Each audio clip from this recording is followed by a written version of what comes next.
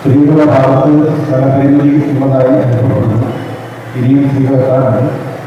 പുരുഷന്മാർ പൂർണ്ണമായും ഉള്ളിലേക്ക് സ്റ്റെപ്പുകളിലേക്ക് കയറി കണ്ടിട്ടാണ് പുറത്ത് നമ്മൾ തിരിച്ചിരിക്കുന്ന ഭാഗത്ത് അവസാനം എത്തിയിരുന്ന ആളുകൾക്ക് സ്ത്രീകൾക്ക് നിന്ന് നമസ്കരിക്കുവാനുള്ള സൗകര്യം ചെയ്യണം.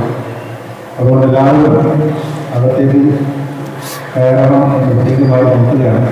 നമസ്കാരം ആരംഭിക്കാറ് എല്ലാവരും സ്വസ്ഥമായി എഴുന്നേറ്റ് നിൽക്കണമെന്ന് കരുതുന്നു.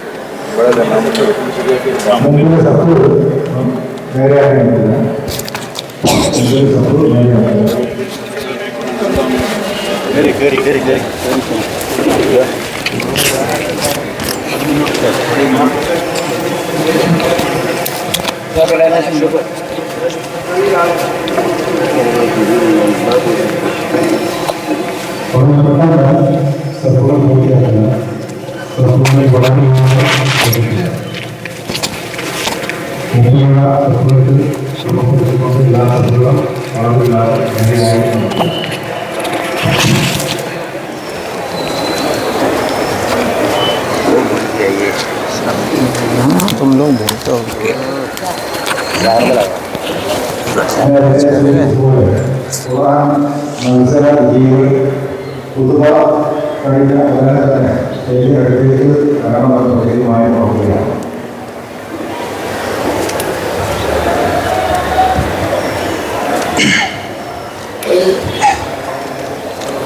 ബന്ധിയിലിട്ടോ എല്ലാവരും വരുന്നേ ഉള്ളൂ. കുറച്ച് വൈകേണ്ടി വരും. ആ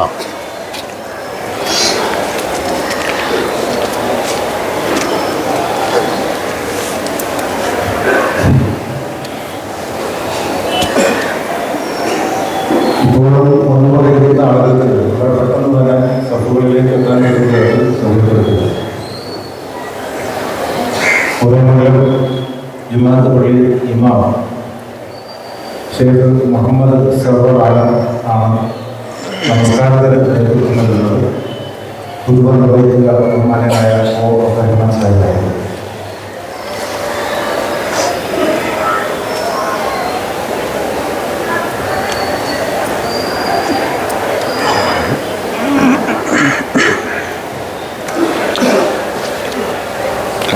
वेट करेगा 5 मिनट अच्छा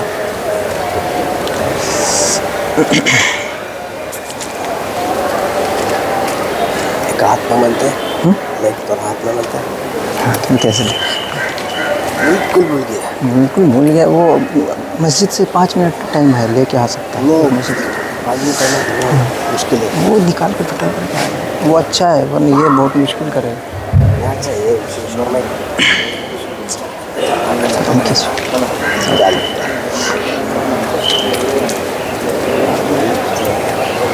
उसके लिए यार उसके लिए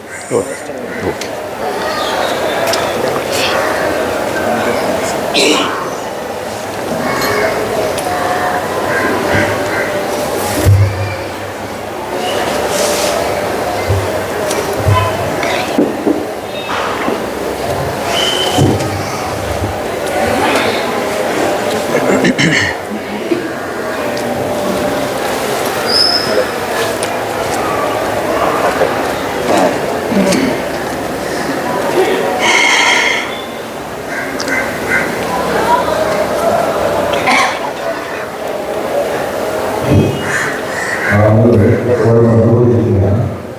2-3 മിനിറ്റ് കൂടി നമ്മൾ കാത്തിരിക്കണം. 3 മിനിറ്റ് കഴിയും നമസ്കാരം ആരംഭിക്കണം.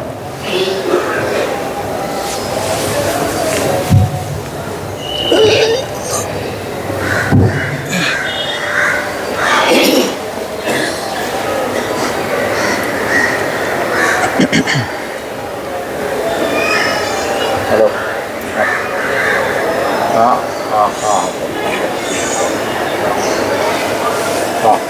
അതെ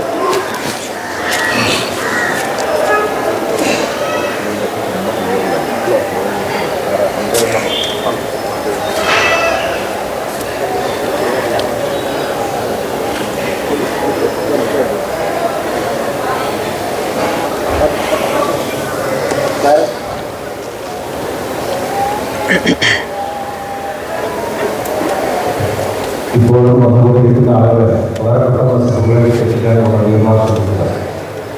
വളരെ പെട്ടെന്ന് തന്നെ സഭയിലേക്ക് എത്തിച്ചേരുക. സംസ്കാരം ഉടനെ ആരംഭിക്കേണ്ടതുണ്ട്.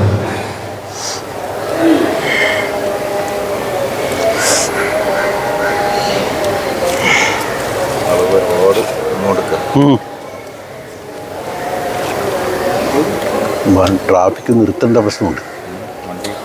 ചില ആളുകൾക്ക് നടക്കാൻ വയ്യാത്തത് കൊണ്ടുള്ള പ്രശ്നമുണ്ട്.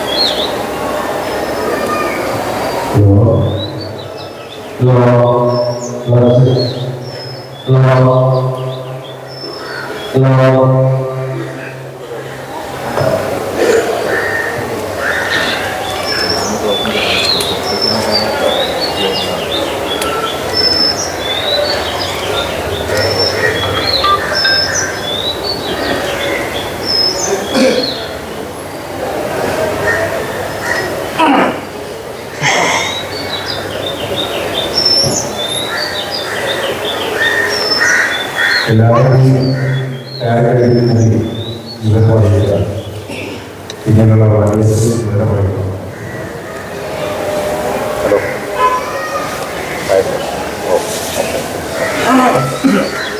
സംസ്കാരം ആരംഭിക്കുകയാണ്. എല്ലാവരും സപ്പോർട്ട് നേടിയെടുക്കാൻ ശ്രമിക്കുക.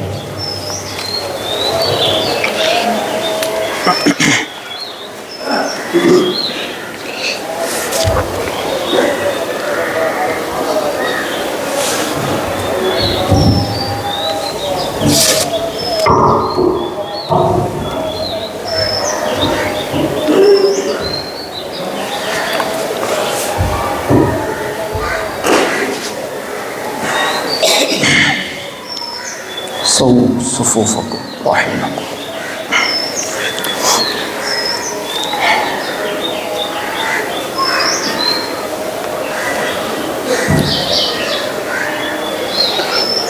الله أكبر.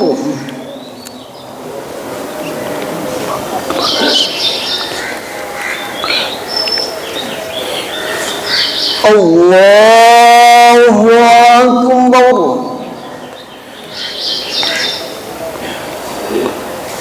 الله أكبر.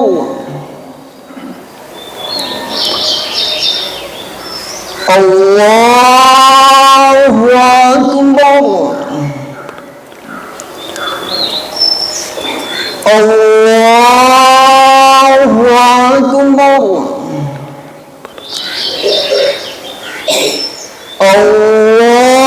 الله أكبر الله أكبر الله أكبر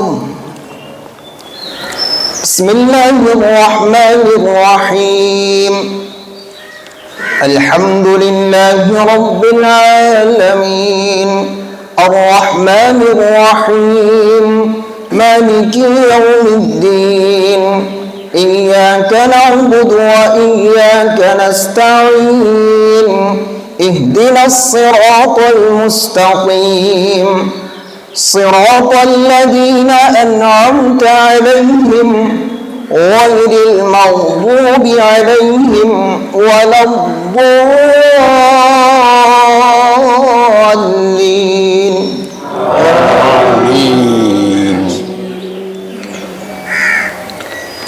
سبح اسم ربك الأعلى الذي خلق فسوى والذي قدر فهدى والذي أخرج المرعى فجعله غثاء أحوى سنقرئك فلا تنسى إلا ما شاء الله إنه يعلم الجهر وما يخفى ونيسرك لليسرى فذكر إن نفعت الذكرى سيذكر من يخشى ويتجنبها الأشقى الذي يصلى النار الكبرى ثم لا يموت فيها ولا يحيا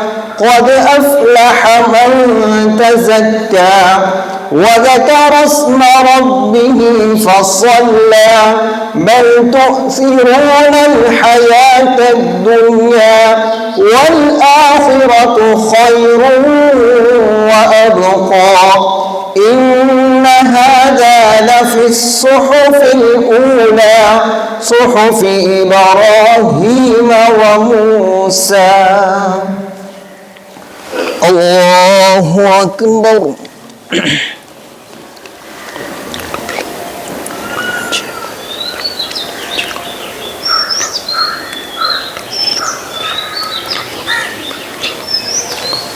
سمع الله لمن حمده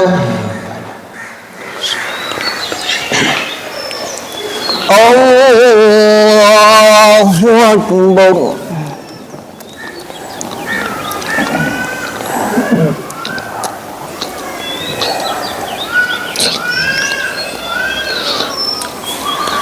الله أكبر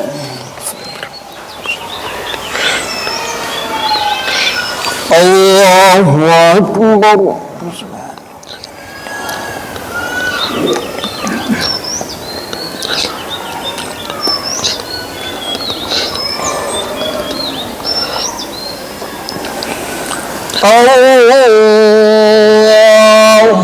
الله أكبر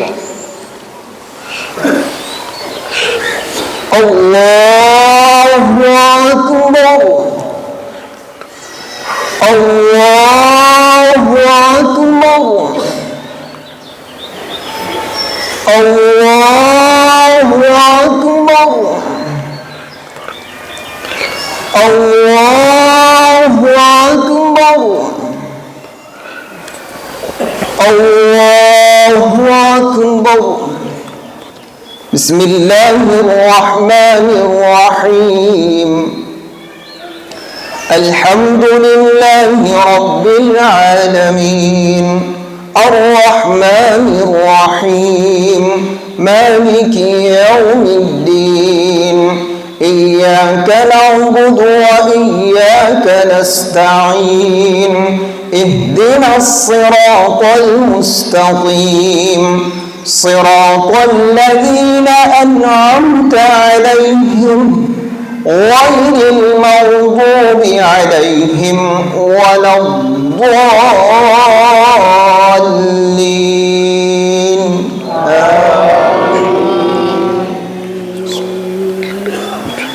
هل أتاك حديث الغاشية وجوه يومئذ خاشعة عاملة ناصبة تصلى نارا حامية تسقى من عين آنية ليس لهم طعام إلا من ضريع لا يسمن ولا يغني من جوع وجوه يومئذ ناعمة لسعيها راضية في جنة عالية لا تسمع فيها لاغية فيها عين جارية فيها سرر مرفوعة وأكواب موضوعة ونمارق مصفوفة وزرابي مبثوثة أفلا ينظرون إلى الإبل كيف خلقت وإلى السماء كيف رفعت وإلى الجبال كيف نصبت وإلى الأرض كيف سطحت فذكر إنما أنت مذكر لست عليهم بمسيطر إلا من تولى وكفر فيعذبه الله العذاب الأكبر إن إلينا إيابهم ثم إن علينا حسابهم. الله أكبر.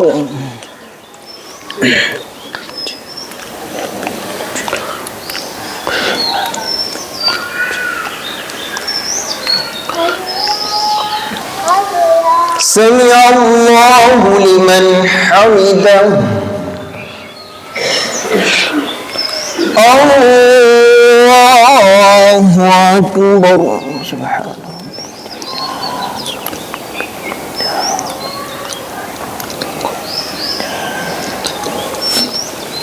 الله أكبر.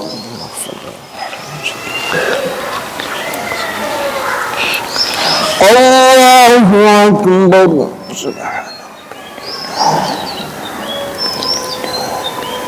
سبحان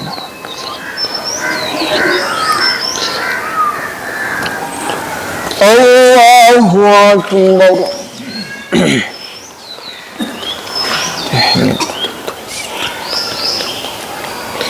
سلام سلام.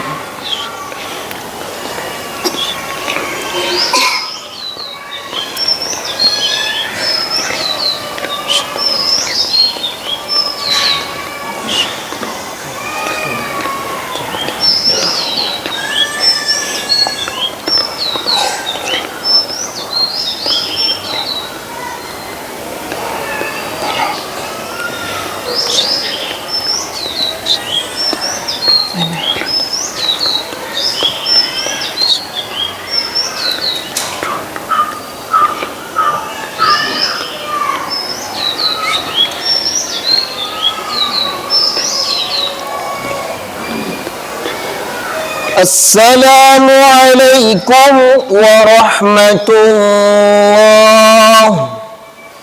السلام عليكم ورحمة الله.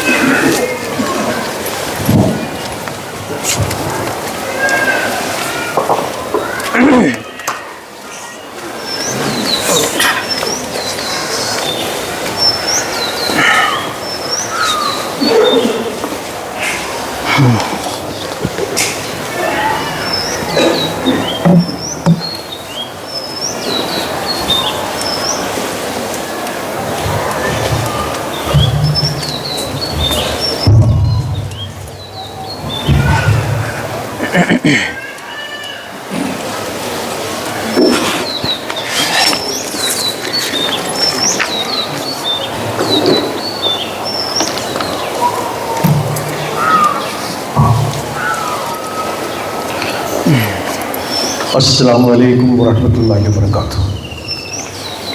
الحمد لله الذي أنزل على عبده الكتاب ولم يجعل له عوجا ونصلي ونسلم على رسوله الذي أرسله للناس كافة بشيرا ونذيرا.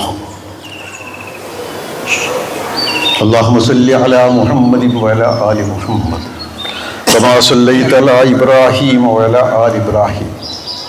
اللهم بارك على محمد وعلى آل محمد كما باركت على إبراهيم وعلى آل إبراهيم في العالمين إنك حميد مجيد. أما بعد فإن خير الحديث كتاب الله وخير الهدي هدي محمد صلى الله عليه وسلم وشر الأمور محدثاتها وكل محدثة بدعة وكل بدعة ضلالة. يا أيها الذين آمنوا اتقوا الله حق تقاته ولا تموتن إلا وأنتم مسلمون. الله أكبر الله أكبر الله أكبر الله أكبر لا إله إلا الله والله أكبر الله أكبر ولله الحمد.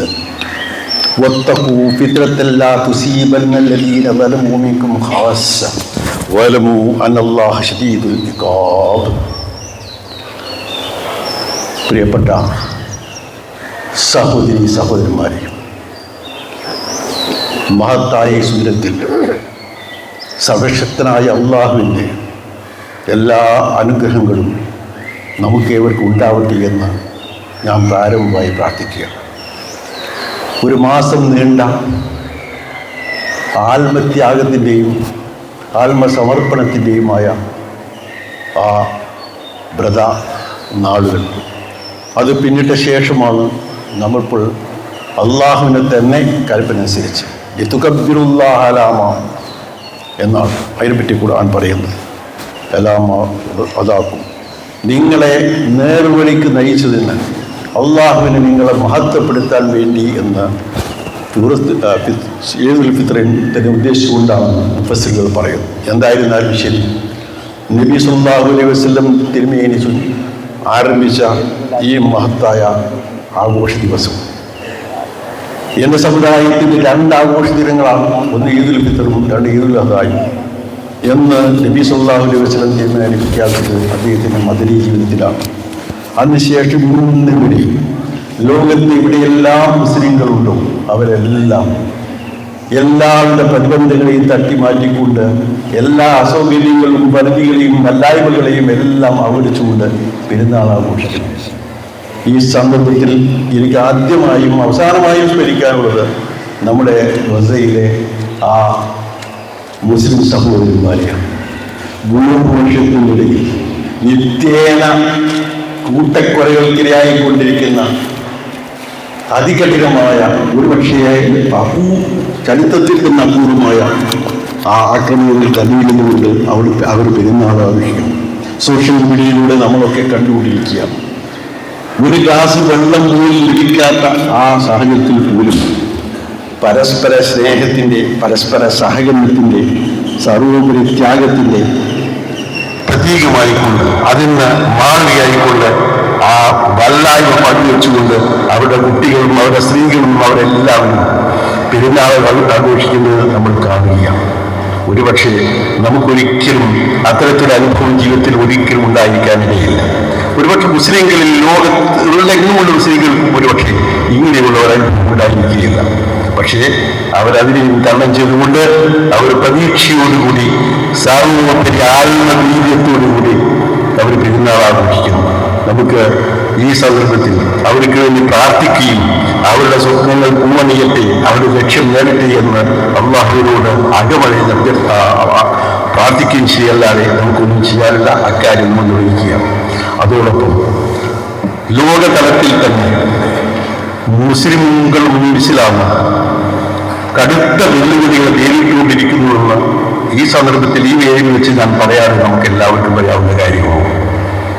അമേരിക്കയിൽ വന്ന മാറ്റങ്ങൾ, ലോകത്തിനും പല ഭാഗങ്ങളിലും വന്നുകൊണ്ടിരിക്കുന്ന മാറ്റങ്ങൾ, സർവോപരി നമ്മളെ സംബന്ധിച്ചുള്ള ജീവിതത്തിൽ സംഭവിച്ചുകൊണ്ടിരിക്കുന്ന മാറ്റങ്ങൾ, ഇത് നമ്മുടെ ഒരേ അവസരത്തിൽ ദുഃഖിപ്പിക്കുകയും വേദനിപ്പിക്കുകയും ചെയ്യുന്ന കാര്യമാണ്. പക്ഷേ അതൊരു അനിവാര്യതയാണ്. അല്ലെങ്കിൽ നമ്മൾ അവഗണിച്ചാലും ഇല്ലെങ്കിലും ഒക്കെ ഒരു സംഭവമായി കണ്ടുകൊണ്ടിരിക്കുന്നതാണ്. പ്രത്യേകിച്ച് ഇന്ത്യയെ സംബന്ധിച്ചിടത്തോളം പറഞ്ഞാൽ UP നമ്മുടെ സഹോദരന്മാർക്ക് സ്വന്തം വീടുകളിൽ വെച്ച് അല്ലെങ്കിൽ പള്ളികളിൽ വെച്ച് മാത്രമേ ഈദ് പ്രാർത്ഥനയും അതുപോലെയുള്ള ഒത്തുചേരലും സാധ്യമാവുകയുള്ളൂ. ഈദ്ഗാഹുകൾ അവിടെ വിലക്കപ്പെട്ടിരിക്കുന്നു. സ്വന്തം വീടിന് മുകളിൽ വെച്ച് നിസ്കരിക്കുന്നത് വിലക്കിയിരിക്കുന്നു.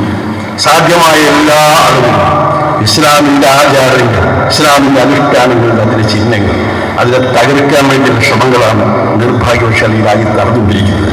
പക്ഷേ അതെല്ലാം ഉണ്ടായിരിക്കെ നമ്മൾ അതിനെ അതിജീവിച്ചിട്ടുണ്ടെങ്കിൽ അതിജീവിക്കും. കാരണം ചരിത്രത്തിൽ അങ്ങനെയാണ്. ലോകം മുഴുവൻ ചവിട്ടി മെതിച്ചു കൊണ്ടുവന്ന ചെങ്കിസ് ഖാനും താത്താരികളും ഇസ്ലാമിക ഖിലാഫത്തിന്റെ ആസ്ഥാനമായ ബഗ്ദാദിലടക്കം ചവത്തിന്റെ കൊയ്ത്ത് നടത്തിക്കൊണ്ടിരിക്കുന്ന ആ സന്ദർഭത്തിൽ പോലും മുസ്ലിം സമൂഹം അതിൽ അതിജീവിച്ചിട്ടുണ്ട്. പിന്നീട് ഈ ചരിത്രം രേഖപ്പെടുത്തുന്നത് ആ താർക്കാലികൾ ഇസ്ലാമിലേക്ക് ഒന്നുകൊണ്ടുള്ള ചരിത്രമാണ്. ഒരിക്കലും ജേതാക്കൾ അവർ ജയിച്ചടക്കിയ സമൂഹത്തിന്റെ മതത്തിലേക്ക് വന്ന ചരിത്രമില്ല. പക്ഷെ താർക്കാലികളുടെ കാര്യത്തിൽ അത് സംഭവിച്ചു. അവരുടെ ഒരു ഉപവിഭാഗമായ മുഗളന്മാരാണ് പിന്നെ ഇന്ത്യയിൽ നിന്ന് സാമ്രാജ്യം സ്ഥാപിച്ചത് നമുക്ക് അറിയാവുന്ന കാര്യമാണ്. അപ്പോൾ ഇക്ബാൽ പാടിയ പോലെ ഇസ്ലാം എല്ലാ കർബലകൾക്കും ശേഷം ഇസ്ലാം മരിക്കുകയല്ല, ജീവിക്കുകയാണ് ചെയ്തത്. അത് നമുക്ക് അനുഭവമുള്ളതാണ്. അതുകൊണ്ട് ഇപ്പോൾ ഇന്ത്യയിലും മറ്റെല്ലാ രാജ്യങ്ങളിലും ഇസ്ലാമിലും മുസ്ലിങ്ങളും മേലെ എന്തെങ്കിലും തരത്തിലുള്ള ആക്രമണങ്ങൾ അല്ലെങ്കിൽ അതുപോലെ അധിനിവേശ സംവിധാനങ്ങൾ ഉണ്ടായിക്കൊണ്ടിരിക്കുമ്പോൾ നമുക്ക് സുപ്രതീക്ഷയുണ്ട്. സർവശക്തരായ അല്ലാഹുവിനെയും എല്ലാം മർദ്ദിച്ചുകൊണ്ട് നമ്മുടെ ജിഹാദ് എന്ന് പറയുന്ന മനസ്സ് ഒരിക്കലും വാളുകൊണ്ടുകൊടുക്കുന്നുണ്ടോ അല്ലെന്ന് നമുക്കറിയാം. നേരെ മറിച്ച് ഇസ്ലാമിന് വേണ്ടി പ്രതിരോധം തീർക്കാൻ അത് ഏത് രൂപത്തിലായാലും ശരി അതിനുവേണ്ടിയുള്ള സന്നദ്ധ നമ്മൾ കൂടിക്കൊടുക്കുന്നിടത്തോളം കാലം ഒരിക്കലും നമ്മെ കീഴ്പ്പെടുത്താൻ, ലോക മുസ്ലിങ്ങളെ കീഴ്പ്പെടുത്താൻ, ഇസ്ലാമിനെ പരാജയപ്പെടുത്താൻ ഒരു ശക്തിക്കും സാധ്യമല്ല എന്ന് വെറുതെ വീപിളക്കുകയല്ല, ചരിത്രം മുഴുവൻ പരിശോധിച്ചാൽ നമുക്ക് കാണാവുന്ന വസ്തുതയാണ്. ഇവിടെ ഇന്നത് തന്നെ സംഭവിക്കുമെന്ന് നമ്മൾ ഉറച്ചു വിശ്വസിക്കുന്നു. ഇതിനേക്കാൾ വലിയ തൊഴിലാളികൾ മുമ്പ് പഠിച്ചിട്ടുണ്ട്, ഇനിയും പഠിക്കുമായിരിക്കും. പക്ഷെ അതിനു മുമ്പിൽ നമ്മൾ പകരാതെ ഉറച്ചു നിന്നാൽ സർവശക്തനായ അല്ലാഹുവിന്റെ അനുഗ്രഹവും കാരുണ്യവും നമുക്ക് ലഭിക്കുക തന്നെ ചെയ്യും. അതിനുള്ള പരിശീലനമാണ് കഴിഞ്ഞ ഒരു മാസക്കാലമായിട്ട് നമ്മൾ നേടിക്കൊണ്ടിരിക്കുന്നത്. വിശുദ്ധ ഖുർആനിന്റെ അടിസ്ഥാനത്തിൽ ആ ഖുർആനാണ് ഈ ഒരു സമുദായത്തെ സൃഷ്ടിച്ചത് എന്ന ബോധത്തോടു കൂടി നന്മ കൽപ്പിക്കാനും തിന്മ യോജിക്കാനും നമ്മെ പ്രേരിപ്പിക്കില്ല. പ്രേരിപ്പിക്കുക മാത്രമല്ല, ഈ സമൂഹത്തിന്റെ സൃഷ്ടിക്ക് ന്യായം തന്നെ അതാണ്. മുസ്ലിം സമൂഹത്തിനും മുമ്പ് ദൂരങ്ങളിൽ കയറി എന്ന് പറഞ്ഞുകൊണ്ട് സാധാരണഗതിയിൽ നിങ്ങൾ കേൾക്കാറുള്ള ആയത്ത്, നിങ്ങളാണ് ഇവിടെ ഉണ്ടാവുന്നത് നന്മ കൽപ്പിക്കുകയും തിന്മ യോജിക്കുകയും സത്യത്തിലേക്ക് ജനങ്ങളെ ക്ഷണിക്കുകയും ചെയ്യുന്ന ഒരു ജനവിഭാഗമാണ് എന്ന് ഖുർആൻ തീർത്തും പറഞ്ഞുള്ള കാര്യമാണ്. അത് മുഖപ്പിടിച്ചുകൊണ്ട് നമ്മൾ നമ്മുടെ ദൗത്യം നിർവഹിക്കാൻ തയ്യാറാണെങ്കിൽ നമുക്ക് ഇതെല്ലാം മൂലപ്പാമ്പുകളായിട്ട് അനുഭവപ്പെടുകയുള്ളൂ എന്ന് അതിനെ ഞാൻ സൂചിപ്പിക്കുകയാണ്. പ്രത്യേകിച്ച് ഇപ്പോൾ സാഹചര്യം, കേരളത്തിൽ ഇന്ത്യ മറ്റു രാജ്യങ്ങൾ, മറ്റു പ്രദേശങ്ങളെ, മറ്റു സംസ്ഥാനങ്ങളെ അപേക്ഷിച്ച് താരതമ്യേന മുസ്ലിങ്ങൾ സുരക്ഷിതരായി നിൽക്കുന്ന പ്രദേശം തന്നെയാണ്. ഇവിടെ സാമുദായിക സൗഹാർദ്ദത്തിന്റെ മഹത്തായ പാരമ്പര്യമുണ്ട്. ഇവിടെ സാംസ്കാരികമായ ഒത്തുചേരലിന്റെ ശരിയായ മാതൃകയുണ്ട്. തീർച്ചയായും കേരളം അതിന്റെ പേരിൽ ദൈവത്തിന്റെ സ്വന്തം നാട് എന്ന് പറയാനുള്ള അത് നേടിയിട്ടുണ്ട്. പക്ഷേ അടുത്ത കാലത്തായിട്ട് ഇസ്ലാമിനും മുസ്ലിങ്ങൾക്കുമെതിരായ ആസൂത്രിതമായ ആക്രമണം നടന്നുകൊണ്ടിരിക്കുന്നു. സാധാരണഗതിയിൽ സോഷ്യൽ മീഡിയയും അതുപോലെയുള്ള ചാനലുകളൊക്കെ ശ്രദ്ധിച്ചാൽ കാണാൻ കഴിയുന്ന ഒരു കാര്യമാണ്. പക്ഷെ അതിന് മുമ്പിലും നമ്മൾ പേരും ചില ആളുകളൊക്കെ എക്സ് മുസ്ലിങ്ങൾ എന്നും പറഞ്ഞ് രംഗത്തുകൊണ്ടിരിക്കുന്നു. എന്താ ഈ എക്സ് മുസ്ലിം എന്ന് പറഞ്ഞാൽ അർത്ഥം മുമ്പ് മുസ്ലിം ആയിരുന്നു എന്നാൽ സമ്മതിക്കലല്ലേ? എക്സ് എന്ന് പറഞ്ഞാൽ അങ്ങനെയാണല്ലോ. മുമ്പ് എന്നായിരുന്നു അവിടെ മുസ്ലിങ്ങളായിരുന്നു. മുസ്ലിം സമുദായത്തിൽ വളർന്നു വന്നതുകൊണ്ട് ആ മുസ്ലിമായിത്തീരുന്നു. ഷഹാദിക്കലും അംഗീകരിക്കാൻ, അള്ളാഹുവിന്റെ ആർത്തിക്കലും അംഗീകരിക്കാൻ, ഖുർആനും അതുപോലെയുള്ള മഹത്തായ ഇസ്ലാമിന്റെ അടിസ്ഥാന പ്രമാണങ്ങൾ അംഗീകരിക്കാൻ ഒരാൾ മുസ്ലിമാവുകയാണ്. പക്ഷേ എക്സ് മുസ്ലിം എന്ന് പേരിട്ടിരിക്കുന്നു. മറ്റൊന്നുകൊണ്ടുമല്ല, മുസ്ലിങ്ങളെ വൈദ്യരിക്കാൻ വേണ്ടി. അങ്ങനെ യുക്തിവാദികൾ, നാസ്തികന്മാര്, എക്സ് മുസ്ലിങ്ങൾ ഇതെല്ലാം നിത്യേനേരം പുലർന്ന് അത് പല ആളുകളെ ഇസ്ലാമിനെ കുറിച്ച് വളരെ തെറ്റിദ്ധാരണാജനകമായ ഒരടിസ്ഥാനവുമില്ലാത്ത ആരോപണങ്ങൾ ഉന്നയിച്ചുകൊണ്ടേയിരിക്കുന്നു നമ്മൾ കാണും. പക്ഷെ അതിനൊക്കെ മറുപടി പറയാനും നമ്മുടെ സമുദായത്തിൽ ചെറുപ്പക്കാരുണ്ട്. അവരെ ചുമതല അവർ നിറവേറ്റിക്കൊണ്ടിരിക്കുന്നു. ആ നിറവേറ്റുന്ന ചുമതല എല്ലാം മതിയായി എന്ന അർത്ഥമില്ല. തീർച്ചയായും അവിടെയാണ് എനിക്ക് സൂചിപ്പിക്കാനുള്ളത്. നമ്മുടെ പുതിയ തലമുറ അതേക്കുറിച്ച് നമ്മൾ ബോധവാന്മാരാകേണ്ടതുണ്ട്. ഈ നാട്ടിന്റെ പ്രത്യേകമായ സാഹചര്യം പറഞ്ഞാൽ കേരളത്തിന്റെ ചരിത്രത്തിൽ ആദ്യമായി ഇസ്ലാമിക നവോത്ഥാന പ്രസ്ഥാനം അതിന് സ്വാധീനം ചെലുത്തിയ ഗ്രാമങ്ങളിൽ നിന്നാണ് ചേർമംഗലൂർ എന്ന് പറയുന്നത്. ഇവിടെ നമ്മൾ എനിക്കൊക്കെ ബോധം വെച്ച കാലം മുതൽക്ക് ശിർക്കിന്റെയോ വിജയത്തിന്റെയോ ആതൊരു ആക്രമണവുമില്ല. വളരെ പുരോഗമനമായി ചിന്തിക്കുന്ന ഒരു മഹല്ലാണ് നമ്മൾ. 1900 ആണ്ടിൽ നിലവിൽ വന്ന നമ്മുടെ ഈ പള്ളിയും അതുപോലെ ചുറ്റുമുള്ളതായ മഹലിലും അത് ഒരു കാലത്തും ഈ പള്ളിയിൽ ഒരു ജാറം ഉയർന്നിട്ടില്ല. ഈ പള്ളിയിൽ അതുപോലെ ശിർക്കിൻ്റെതായ യാതൊരു അവസ്ഥയും ഉണ്ടായിട്ടില്ല. അങ്ങനെ അന്ന് മുതൽ ഇന്നുവരെ വന്നിട്ടുണ്ട്. സർവോപരി മഹാന്മാരായ നമ്മുടെ പൂർവികന്മാരുടെ ശ്രമപരമായിട്ട് നേരത്തെ കാലത്തെ വ്യവസ്ഥാപിതമായി മദ്രസ വിദ്യാഭ്യാസം ആരംഭിച്ച പ്രദേശമാണ്. ഇന്നും വളരെ സജീവമായിട്ട് ഇവിടെ ഒന്നിലധികം മദ്രസകൾ നടന്നുകൊണ്ടിരിക്കുന്നു. ആ മദ്രസകളിലൂടെ പുറത്തു വരുന്ന ചെറുപ്പക്കാർക്ക് എനിക്ക് വളരെ ധൈര്യമായിട്ട് പറയാനുള്ളത് അവർ ബഹുഭൂരിപക്ഷവും ഇസ്ലാമിനോട് ഉറവിടെത്തുന്നവർ തന്നെയാണ്. ആരോ ചിലപ്പോൾ വൈദ്യുതിപ്പോയില്ല എന്നല്ല, പക്ഷേ മഹാഭൂരിപക്ഷവും നമ്മുടെ സന്താനങ്ങളും നമ്മുടെ യുവജനങ്ങളും നേരായ വഴിയിൽ തന്നെയാണ് പോയിക്കൊണ്ടിരിക്കുന്നത്. ഇതുകൊണ്ട് പക്ഷേ നമുക്ക് സമാധാനിക്കാനുണ്ട്. ഇപ്പോൾ സമീപകാലത്ത് നമ്മളെല്ലാം നേരിടുന്ന പ്രശ്നം, അറിഞ്ഞുകൊണ്ടിരിക്കുന്ന കാര്യങ്ങൾ, ഇതൊക്കെ കണ്ടുകൊണ്ടിരിക്കുന്ന കാര്യങ്ങൾ എന്താണ്? ചെറുപ്പക്കാരായ ആളുകൾ ലഹരിയുടെയും അതുപോലെയുള്ള ഉൽപ്പന്നങ്ങളുടെയും അടിമകളായി തീരുകയാണ്, അഡിക്റ്റുകളായി മാറുകയാണ്. ഈ അഡിക്റ്റുകൾ, ഈ അടിമകൾ ആരാണ്? അവർ നമ്മുടെ മക്കളാണ്, നമ്മുടെ സഹോദരന്മാരാണ്, നമ്മുടെ തന്നെ തലമുറകളാണ്. ഇസ്ലാമും മുസ്ലിങ്ങളുമാണ് ഈ കാര്യത്തിൽ പ്രതിക്കൂട്ടിൽ കയറ്റപ്പെടുന്നത് എന്ന് മനസ്സിലാക്കിയിരിക്കുന്നു. പത്രങ്ങൾ വായിക്കുമ്പോൾ, ചാനലുകൾ വായിക്കുമ്പോൾ കേൾക്കുന്ന പേരുകൾ മുഴുവൻ സ്വന്തം പിതാവിനെ കൊണ്ടും സ്വന്തം മാതാവിനെ കൊണ്ടും സ്വന്തം സഹോദരിയെ ബലാത്കാരത്തിന് വിധേയമാക്കി, അതുപോലെയുള്ള കുറേയേറെ കുറ്റങ്ങൾ, ക്രൈംസ്, അതുപോലെ തന്നെ കള്ളക്കടത്ത്, ഉൾപ്പണം പോലെ വെളിപാടുകൾ, അതുപോലെ എന്തെല്ലാം സാമ്പത്തികമായ കുറ്റകൃത്യങ്ങളും അതെല്ലാം ചെയ്തുകൊണ്ടിരിക്കുന്നതിന്റെ പേരും അതിന്റെ ചിത്രവും പെടുമ്പോൾ നമുക്ക് തലതാഴ്ത്തിയല്ലാതെ വൃത്തിയില്ല. അതുകൊണ്ട് പേരിൽ നമ്മുടെ മദ്രസ വിദ്യാഭ്യാസ സമ്പ്രദായത്തിൽ തന്നെ പലരും ചോദ്യം. ഇതുപോലെ വ്യവസ്ഥാപിതമായി മദ്രസ വിദ്യാഭ്യാസം നൽകിക്കൊണ്ടിരിക്കുന്ന ഒരു സമുദായം വേറെയില്ല. മറ്റൊരു സമുദായവും വളരെ ചെറുപ്പത്തിലെ കുട്ടികൾക്ക് മതവിദ്യാഭ്യാസം നൽകുന്നില്ല. എന്നിട്ട് പോലും നമ്മുടെ സമുദായത്തിൽ ഇങ്ങനെ ക്രിമിനലുകൾ ഉണ്ടാവുന്നു, എങ്ങനെ മയക്കുമരുന്ന് കച്ചവടം ചെയ്യുന്നവരുണ്ടാവുന്നു. ആ മയക്കുമരുന്നിനെ ലോകത്തിന്റെ ഏത് ഭാഗത്തുള്ള ആളുകളും കടത്തിക്കൊണ്ടുവന്ന് വിൽക്കുന്നവരുണ്ടാവുന്നു. നമ്മുടെ യുവാക്കളും യുവതികളും എങ്ങനെ അതിന് വിധേയരാകുന്നു എന്നുള്ള ചോദ്യം ഇപ്പോൾ വമ്പിച്ച ചർച്ചാ വിഷയമായിക്കൊണ്ടിരിക്കുകയാണ്. അതിൽ ചില മറുവശങ്ങളുണ്ട്, അതും പറയാൻ ഞാൻ ഇപ്പോൾ ആഗ്രഹിക്കുന്നില്ല. നമ്മുടെ ഉത്തരവാദിത്വം ഏറ്റെടുക്കുക. ഈ ചരിത്രം നമുക്ക് തിരുത്തിയ ഈ ഭാഗതയും ഈ ചരിത്രം, ഈ അവസ്ഥ നമുക്ക് തിരുത്തിയേ മതിയാവും. നമ്മുടെ കുട്ടികളെ കൈക്ക് പിടിക്കാൻ നമുക്കറിയാം. അത് തീർച്ചയായും അവരെ തല്ലിക്കൊണ്ടോ അവരെ അകറ്റി നിർത്തിക്കൊണ്ടോ ബഹിഷ്കരിച്ചുകൊണ്ടോ സാധിക്കുന്ന കാര്യമേ അല്ല. നേരെ മറിച്ച് അങ്ങേയറ്റത്തെ സ്നേഹത്തോടുകൂടി സഹോദര ബുദ്ധിയ ഗുണാന്തയോടുകൂടി അവരെ ഉപദേശിക്കാനും അവരെ ചേർത്ത് പിടിക്കാനും ഒരു കഴിയണമെന്നുള്ളതാണ്. തീർച്ചയായും അത് കഴിയുന്ന കാര്യവുമാണ്, കഴിയാത്ത കാര്യമൊന്നുമല്ല. നമ്മൾ വിചാരിച്ചാൽ സാധിക്കും. എന്ത് ചെയ്യാനാണ് ഞാൻ പറഞ്ഞിട്ട് അവരും കേൾക്കുന്നത്, അല്ലെങ്കിൽ എന്റെ നേരെയാണ് ഉപദേശിച്ചു നോക്കി അവർ അത് കേൾക്കുന്നില്ല എന്ന മറുപടി കേൾക്കുകയല്ല. ആ മറുപടിയല്ല. നമ്മുടെ സ്വന്തം കുട്ടികളാണെങ്കിൽ, നമ്മൾ പോറ്റി വളർത്തിയ കുട്ടികളാണെങ്കിൽ, നമ്മൾ അവരുടെ വിദ്യാഭ്യാസം ഉയർത്തുകയായി നമ്മൾ തന്നെ ചെറുതാണെങ്കിൽ നമ്മൾ പറഞ്ഞത് അവർക്ക് കേട്ടേ പറ്റൂ. പക്ഷേ കേൾക്കേണ്ട മാതിരി പറയാം. ആ കാര്യത്തിലൊക്കെ നമുക്ക് സാമൂഹ്യമായ സംവിധാനങ്ങളാണ് വേണ്ടത്. ഒറ്റയ്ക്കൊറ്റയ്ക്ക് ഒരാൾ ശ്രമിച്ചതുകൊണ്ട് മാത്രം കാര്യമില്ല. എല്ലാവരും കൂട്ടായ്മയുണ്ട്. ഇന്ന് ലഹരിക്കെതിരെ അതേ മിക്കവാറും ജീവിതങ്ങളിലൊക്കെ ലഹരിക്കെതിരായിട്ടുള്ള പ്രതിജ്ഞയൊക്കെ നടന്നുകൊണ്ടിരിക്കുകയാണ്. മയക്കുമരുന്നിനും ലഹരിയുടെ വ്യാപനത്തിനെതിരായിട്ടുള്ള അല്ലെങ്കിൽ അതിൽ നിന്ന് നമ്മുടെ യുവാക്കളെ വിട്ടുനിർത്താൻ വേണ്ടിയുള്ള പ്രതിജ്ഞകൾ നടന്നുകൊണ്ടിരിക്കുകയാണ്. നമുക്കിവിടെ പ്രതിജ്ഞയ്ക്ക് വിജയമായ ഏർപ്പാടൊന്നും ചെയ്തില്ലെങ്കിൽ ചെയ്യും. നമ്മൾ ഓരോരുത്തരും നമ്മുടെ സ്വന്തം മനസ്സിനെ ദൃഢപ്പെടുത്തുകയും നമ്മുടെ കുടുംബത്തിൽ നിന്ന് നമ്മുടെ സ്വാധീനത്തിലുള്ള യുവാക്കളോ കുട്ടികളോ ഒരിക്കലും അത്തരമൊരു ഗ്യാങ്ങിലേക്ക് പോവുകയില്ല എന്ന് ഭാഗ്യവശാൽ എന്റെയൊക്കെ ഓർവച്ച കാലം ഒരു 8 പതിറ്റാണ്ടാണ് നമ്മൾ ഈ 8 പതിറ്റാണ്ട് കാലത്തിൽ ഈ ഗ്രാമത്തിൽ ഒരു കൊലപാതകം നടന്നിട്ടില്ല. ഈ നാട്ടിൽ സ്വന്തക്കാരും അല്ലാത്തവരായി ഒരു കൊലപാതകം നടന്നായ ചരിത്രമില്ല. അതൊക്കെ നമുക്ക് നമ്മുടെ പൂർവ്വന്മാർ എന്ന ചിത്രത്തിന്റെ ഫലമാണ്. നമ്മളത് ആയിട്ട് ജനങ്ങൾക്ക് വേണ്ടി മാത്രമല്ല നമ്മൾ നന്നായിട്ട് മുമ്പോട്ട് കൊണ്ടുപോവുകയും ചെയ്യണം. അതുകൊണ്ട് തന്നെയാണ് മറ്റ് പലയിടത്തും ഉണ്ടായിരുന്ന ആളുകൾ ഇവിടെ വന്ന് താമസിക്കാനും കുട്ടികളെ പഠിപ്പിക്കാനും താല്പര്യമെടുക്കുന്നത് എന്ന് നിങ്ങൾ മനസ്സിലാക്കുന്നതാവും.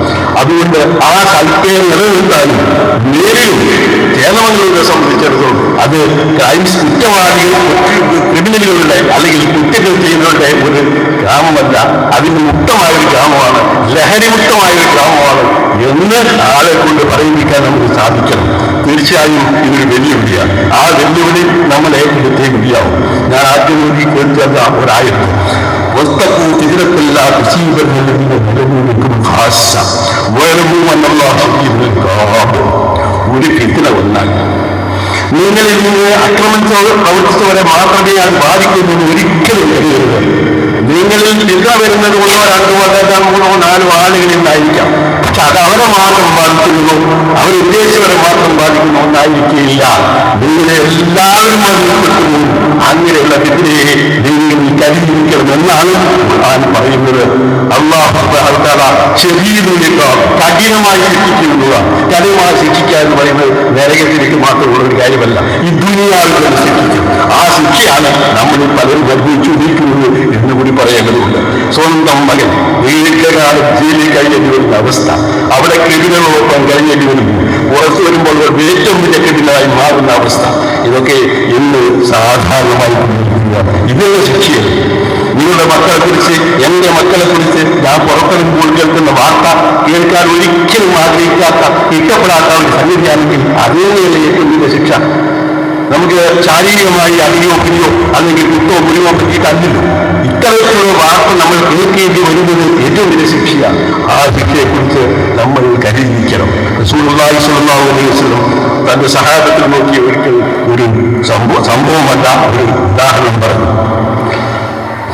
അത് മറ്റൊന്നുമല്ല, ഒരു കൂട്ടം ആളുകൾ യാത്ര ചെയ്യാൻ തീരുമാനിക്കും കപ്പല്. അങ്ങനെ കപ്പല് താഴെയും നേരെയും രണ്ട് കപ്പലുകളുണ്ട്. അടിയിൽ നിന്നും മേലെയും ഇരിക്കാവുന്ന സംവിധാനമുണ്ട്. നറുക്കിട്ടെടുത്തു. നറുക്കിൽ ഒരു കൂട്ടം ആളുകൾക്ക് മേലെ കിട്ടി, അവർ മേലെ കിട്ടി. ഒരു കൂട്ടം ആളുകൾ താഴെയാണ് കിട്ടിയത്, അവരവിടെ ഇരുന്നു. വെള്ളത്തിന് ആവശ്യം വന്നപ്പോഴൊക്കെ ഈ താഴെ തട്ടിലുള്ള ആളുകൾ മേലെ തട്ടിലിരുന്നു. അവർ വെള്ളമെടുക്കുമ്പോൾ അവിടെയുള്ള ആളുകൾ വെള്ളത്തിൽ ഇരിക്കരുത്. അവർ കോപാകുലരായി. മേൽത്തട്ടിരിക്കുന്ന ആളുകൾ കോപാകുലരായി. നിങ്ങൾക്ക് ഇനി വെള്ളം ഇവിടെ വരില്ല, നിങ്ങൾ സ്വന്തം ഇറങ്ങിയതാണ്, ഞാൻ തരില്ല, ഞങ്ങളെ മേലൊക്കെ പ്രതീക്ഷ. അങ്ങനെ താഴെയുള്ള ആളുകൾ തന്നെ അങ്ങോട്ട് പോകണ്ട. അങ്ങനെ അവര് കപ്പല് ഓട്ടയാക്കാൻ തുടങ്ങി. വെള്ളം കിട്ടുള്ളൂ. അവരുടെ കൈക്ക് ആ കുന്നേരം ആ കപ്പൽ ഓട്ടയാക്കുന്നവരുടെ കൈക്ക് പിടിക്കാൻ നിങ്ങൾക്ക് സംഭവിക്കും. തീർച്ചയാണ് കപ്പൽ മുങ്ങുമ്പോൾ താഴെ വേറെ വ്യത്യാസമുണ്ടോ? ഇല്ലല്ലോ. തീർച്ചയായും എല്ലാവരും ബാധിക്കും. എന്നിട്ട് അദ്ദേഹം പറഞ്ഞു, ഇതാണ് അമ്പൊരു മഴവും വെയിലും മുൻകർ എന്ന് പറഞ്ഞാൽ നന്മ കൽപ്പിക്കുകയും തിന്മ തടയുകയും വേറെ. തിന്മക്കറിയാമെന്ന് പറഞ്ഞാൽ വയലുവായിരുന്നു മാത്രമല്ല, തെറ്റ് ചെയ്യുന്നവരുടെ കൈക്ക് പിടിക്കാൻ കഴിയുന്നത് തന്നെയാണ് ഈ കപ്പൽ ഓട്ടയാക്കുന്ന ആളുകൾ ഉദാഹരണം മതിയാണ് പറഞ്ഞത്. അപ്പോൾ അവരെ ബലം പ്രയോഗിക്കുന്നത് തടയണമെന്നാണ് പറഞ്ഞു. ഇവിടെ ലോ ആൻഡ് ഓർഡർ നിയമമൊക്കെ അറിയാൻ സമ്മതിക്കുന്നു. എന്നാലും നമുക്ക് ചിലപ്പോഴും ബലം പ്രയോഗിച്ചുകൊണ്ട് അത് തടയാൻ കഴിയുമെങ്കിൽ, അല്ലാതെ കുത്താനും കൊല്ലാനുമൊന്നുമല്ല, നമുക്ക് ബലം പ്രയോഗിച്ചുകൊണ്ട് ഈ മയക്ക് വരുന്ന പോലെയുള്ള വിപത്തുകളെ തടയാൻ കഴിയുമെന്നുണ്ടെങ്കിൽ അത് പ്രയോഗിക്കുക തന്നെ വേണം. തീർച്ചയായും പോലീസ് പോലെയുള്ള സംവിധാനത്തെ, അതുപോലെ എക്സൈസ് പോലെയുള്ള സംവിധാനത്തെ നമുക്ക് സമീപിക്കുകയും സഹകരിപ്പിക്കുകയും ഒക്കെ ചെയ്യാം. അവർക്ക് വിവരം കൊടുക്കാം. എന്തായിരുന്നാലും ശരിയാൽ അല്ലെങ്കിൽ ഈ സമൂഹമാവുന്ന കപ്പൽ തന്നെ ചെയ്യും. ഒരിക്കലും അത് രക്ഷപ്പെടുത്താൻ കഴിയില്ല. ഈ ഒരു ബോധത്തോടു കൂടി നമ്മൾ ഇന്ന് തന്നെ രംഗത്തിറങ്ങണം. നമ്മുടെ ഈ ഗ്രാമത്തെ ചുരുക്കുന്നത് നമ്മുടെ സ്വാധീനത്തിൽപ്പെട്ട അല്ലെങ്കിൽ നമ്മുടെ സാധാരണ പ്രവർത്തന മേഖലയിൽപ്പെട്ട സ്ഥലത്ത് ഈ ബൈക്കിൽ മരുന്ന് കടക്കുന്നവരുണ്ടെങ്കിൽ, അതിന്റെ പേരിൽ പണമുണ്ടാക്കാൻ വേണ്ടി ശ്രമിക്കുന്നവരുണ്ടെങ്കിൽ, അതിന്റെ പേരിൽ സുഖജീവനം എന്ന് പറയുന്ന മൂല്യവാസങ്ങൾ നടത്താൻ തയ്യാറാകുന്ന ആളുകളുണ്ടെങ്കിൽ നമ്മളെ അത് ഏറ്റവും ചുരുങ്ങിയത് ബന്ധപ്പെട്ട ഏജൻസികൾക്ക് വെറും നൽകണം. അവരതിന് തടയണം. ഞാനായിട്ട് പലരും പോണ്ട എന്തും വരെ എന്ന് വെക്കുന്നതാണ് ഏറ്റവും വലിയ അപകടം. ഈ കപ്പൽ യാത്രക്കാരുടെ ഉദാഹരണം അതുകൊണ്ട് വന്നതാണ്. അതുകൊണ്ട് ആ കാര്യം മറ്റൊരു സംഭവം കൂടി കൂടാൻ പറയുന്നു. ഞാൻ സൂചിപ്പിച്ചുകൊണ്ട് അവസാനിപ്പിക്കുക. നിങ്ങൾക്ക് എല്ലാവരും അറിയാവുന്ന സംഭവമാണ്. ഇസ്രായേലിയർക്ക് ശനിയാഴ്ചയായിരുന്നു, ശബ്ദ നാളിലായിരുന്നു അവർക്ക് നമ്മളെ വെള്ളിയാഴ്ച പോലെയുള്ള ദിവസം. പക്ഷെ അവർക്ക് വളരെ കർക്കശമായ നിയമമായിരുന്നു. ആ ശനിയാഴ്ച ദിവസം ആരും ജോലിക്കുമ്പോൾ പള്ളിയിൽ ആരാളിലേക്ക് മാത്രമേ പോകാൻ പാടുള്ളൂ. പക്ഷേ ഒരു കൂട്ടം ആളുകൾ കടൽത്തീരത്ത് താമസിക്കുന്നവരാണ്. ഈ ശനിയാഴ്ച ദിവസം നോക്കുമ്പോൾ മീൻ ധാരാളം മീൻപിടുത്തക്കാരായ ആളുകളാണ്. അവർക്ക് തടയാൻ നിന്ന് അവർക്ക് അതിൽ പങ്കെടുക്കാതെ പോകാൻ വരും മനസ്സ് വരുന്നില്ല. അവർ കുറുക്ക് വഴികൾ സ്വീകരിച്ചുകൊണ്ട് മീനെ തടഞ്ഞു നിർത്താനുള്ള ശ്രമം നടത്തി. പിടിക്കാനല്ലേ അള്ളാഹുത്താല തന്നിട്ടുണ്ട്. നമുക്ക് അവരെ ശേഖരിച്ചു വെക്കാം എന്നൊക്കെ ഈ ഏർപ്പാടുണ്ട്. കുറെ ആളുകൾ നിങ്ങളെന്താണ് ഈ ചെയ്യുന്നത്, ഇതൊക്കെ വിളക്കിയ കാര്യമല്ലേ എന്ന് ചോദിച്ചു. വേറെ കുറെ ആളുകൾ പറഞ്ഞു അവരെ കൂട്ടന്മാരായി ചെയ്യുമ്പോൾ നമുക്കല്ല, നമുക്ക് വഴി പോയാൽ മതി. അള്ളാഹുത്താല പറയുന്നു, പക്ഷേ തിരുമേ തടഞ്ഞവരെ മാത്രമാണ് അള്ളാഹു രക്ഷപ്പെടുത്തിയത്. നിസ്സംഗത പുറത്തുവർ അവർ പോകുന്ന പണി കോട്ടെ എന്ന് വെച്ചവരെ കൂടി ഉൾക്കൊണ്ടുകൊണ്ടാണ് അള്ളാഹുവിന്റെ ശിക്ഷ നമ്മൾ പഠിക്കണം. നമ്മുടെ നിസ്സംഗത പുലർത്തിയാൽ, ഞാനത് കണ്ടില്ല കേട്ടില്ല എന്ന് വെച്ചാൽ, ആ ഭാഗത്തെ കിഴിയില്ല എന്ന് വെച്ചാൽ, അതുകൊണ്ടുണ്ടാകാൻ ഉൾപ്പെട്ട് ഈ പെട്ട ആളുകൾക്ക് മാത്രമല്ല എല്ലാവരെയുമാണ് ബാധിക്കാൻ പോകുന്നത് എന്ന് നമ്മൾ മനസ്സിലാക്കണം. അങ്ങനെ തെറ്റുകളിൽ നിന്ന് മാറി നിൽക്കാത്ത പരിശീലനമാണ് നമുക്ക് വിശുദ്ധളാൻ നൽകിയത്. ആ പരിശീലനത്തിന്റെ എല്ലാവിധ അടയാളങ്ങളും സ്വാധീനവും പരിവർത്തനങ്ങളും ഇനിയും തുടരുന്നുണ്ട് എന്നല്ല, ഇനിയാണ് തുടരുന്നത്. നമ്മുടെ സാധാരണ ദൈനംദിന ജീവിതത്തിലെ ധാരാളം ഇടപാടുകൾ നമ്മൾ നിർത്തിവെച്ചതാണ് നോമ്പ് വാങ്ങിച്ച് അതെല്ലാം പുനരാക്കാൻ പോകുന്നു. ഒരിക്കലും തെറ്റിന്റെ വഴിയിലേക്ക് നമ്മൾ പോകരുത്. പണം കിട്ടിയാലും ഇല്ലെങ്കിലും ശരി, നമ്മൾ കുറെ സമ്പാദിക്കാൻ കഴിഞ്ഞാലും ഇല്ലെങ്കിലും ശരി, ഏറ്റവും ചുരുങ്ങിയത് അള്ളാഹുവിന്റെ ഹുദൂദുള്ള അള്ളാഹുവിന്റെ പരിധികൾ, അവന്റെ നിയമങ്ങൾ, അവന്റെ തടവുകൾ, ഇതെല്ലാം തന്നെ നല്ലപോലെ കൽപ്പിച്ച് നമ്മൾ മുമ്പോട്ട് പോകുക. അതൊന്നും പ്രയാസകരമായ കാര്യമൊന്നുമല്ല. നമ്മൾ വിചാരിച്ചാൽ മാത്രം മതി.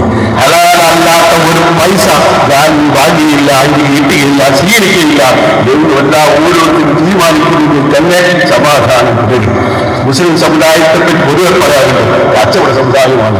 കച്ചവടമൊക്കെ ആവാം, അള്ളാഹു പ്രോത്സാഹിച്ച കാര്യമാണ്. പക്ഷെ കച്ചവടത്തിലും നമ്മൾ നെറുകേട് കാണിക്കുന്നുണ്ട്, അതിന് നമ്മൾ കൃത്യം കാണിക്കുന്നുണ്ട്.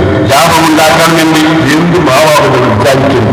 മറ്റുള്ളവരെ വഞ്ചിക്കാൻ വേണ്ടിയുള്ള ഉറുക്കു വഴികൾ സ്വീകരിക്കരുത് എന്ന് കൂടി അവസരത്തിൽ പറയുക.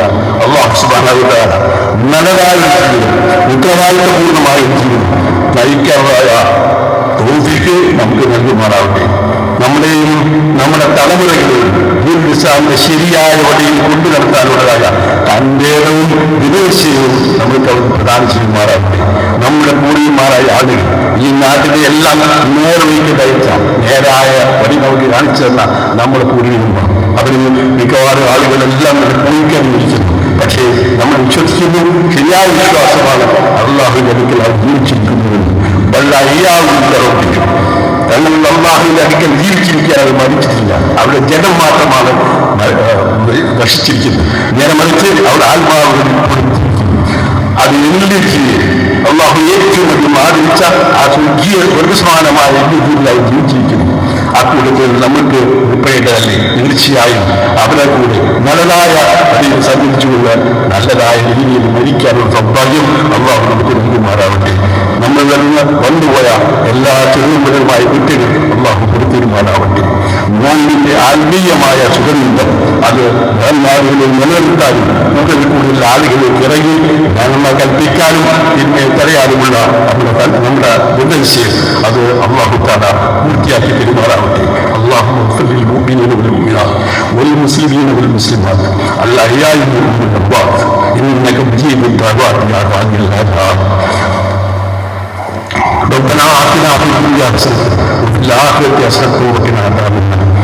ربنا آتنا ما وعدتنا على رسلك ولا تخزنا يوم القيامة إنك لا تخلف الميعاد.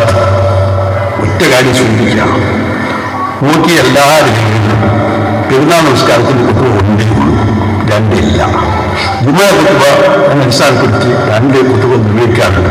അതിന് യാതൊരു അടിസ്ഥാനമില്ലെന്നാണ് ഷാഫി എന്നതിലെ ഏറ്റവും ആധികാരികമായ ഇമാം നബവി അദ്ദേഹത്തിന്റെ ഗ്രന്ഥത്തിൽ രേഖപ്പെടുത്തിയിരിക്കുന്നത്. അതുകൊണ്ട് ഈ ഒരു കുത്തുവയോടുകൂടി അവസാനിക്കുന്നു. നമ്മൾ അല്ലാഹു അനുഗ്രഹിക്കട്ടെ.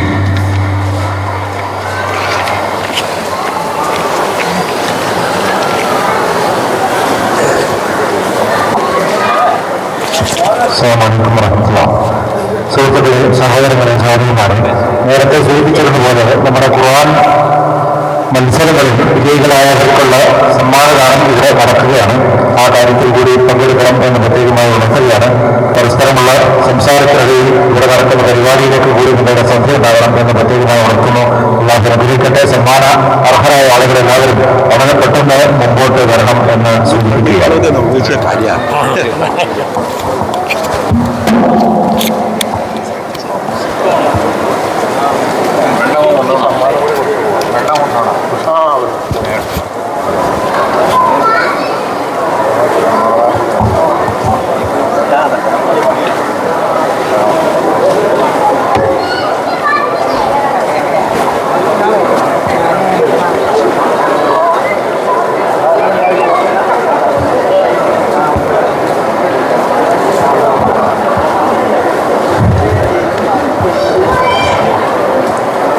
സൂറത്തുൽ ജാസിയ അടിസ്ഥാനമാക്കി നടന്ന ഖുർആൻ വിജ്ഞാന പരീക്ഷയിൽ സമ്മാനാർഹരായ ആളുകൾ വളരെ പെട്ടെന്ന് മുമ്പോട്ട് വരണം എന്ന് ഉണർത്തുകയാണ്.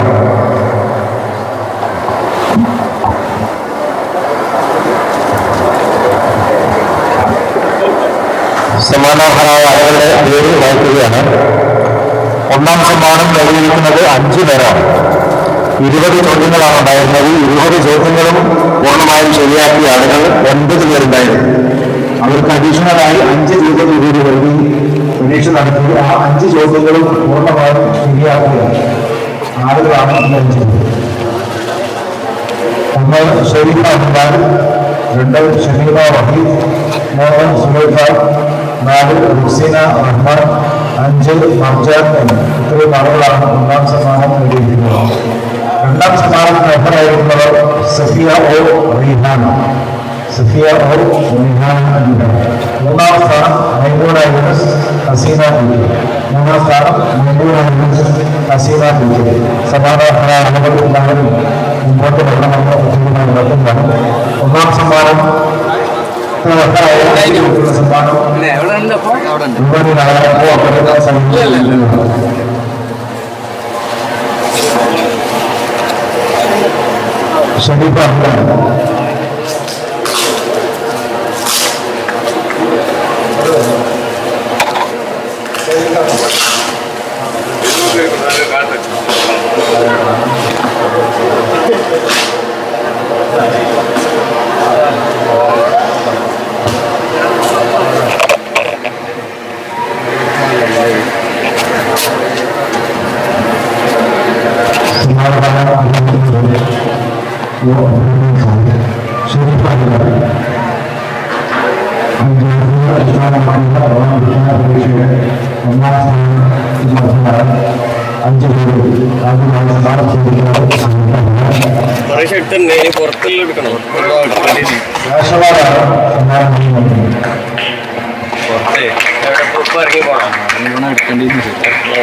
രണ്ടാം സമ്മാനത്തിന് അർഹരായിരുന്നത് ഷമീമ വഹീദ്.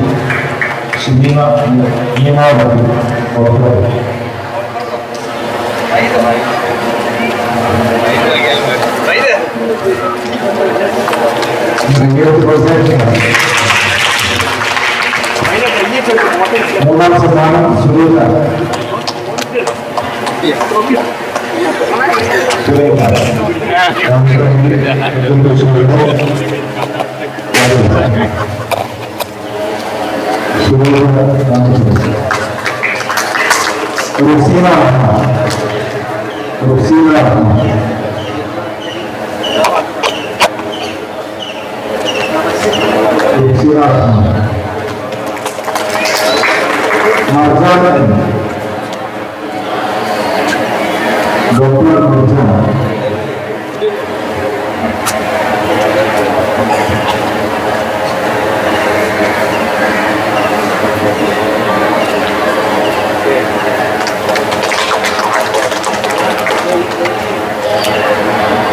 രണ്ടാം സ്ഥാനത്ത് സഫിയ ഓ റൈഹാൻ.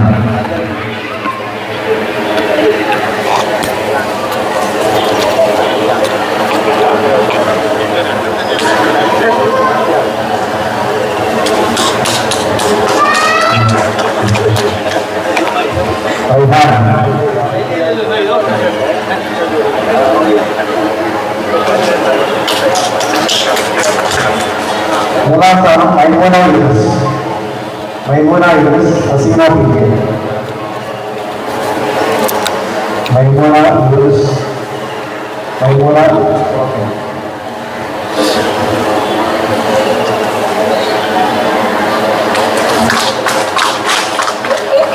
ഹസീന പി.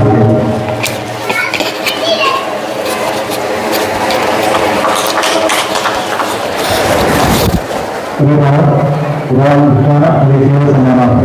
ഇവിടെ ഒന്നാം സ്ഥാനം നേടിയ ഒരാൾ നേരത്തെ സൂചിപ്പിച്ചതുപോലെ ദിവസങ്ങൾക്ക് മുമ്പ് മരണപ്പെട്ടു പോയ മർഹൂം താന്നിക്കണ്ടി അബൂബക്കർ സാഹിബിൻ്റെ മകൻ്റെ ഭാര്യയാണ്, മരുമകളാണ്. അവർക്ക് ലഭിച്ചിരിക്കുന്ന ഒന്നാം സ്ഥാനത്ത് ലഭിച്ചിരിക്കുന്ന ക്യാഷമാണ് പള്ളിയിലേക്ക് സംഭാവന ചെയ്തിരിക്കുന്നത്.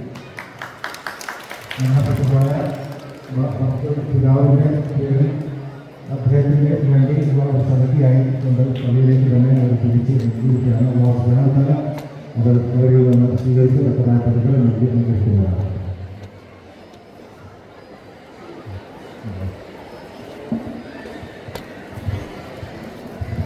അടുത്തതായി ചേർന്നുകൾ ഇസ്ലാമിയ സംഘടിപ്പിച്ച ഖുർആൻ വിജ്ഞാന മത്സരങ്ങളിലെ വിജയികൾക്കുള്ള സമ്മാനദാനമാണ്. സമ്മാന വിതരണം നടത്തുന്നത് കെ ജുബൈർ സാഹിബ്. സമ്മാന വിതരണത്തിന് വിളിക്കുന്നത്